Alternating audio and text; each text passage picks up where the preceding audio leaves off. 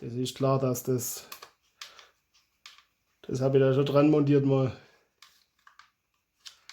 Aber da bin ich dann ins Hämmerle nicht mehr nachgekommen. Ja.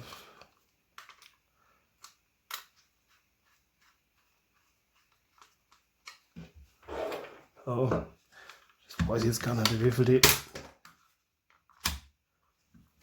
Ach, das müssen wir vielleicht auch nicht ganz so festschrauben. Das ist halt doch. Ah, das ist ganz oben und ich habe die Aussparung. Ach, scheiße. Ich habe das. Ja, gut, das ist halt auch.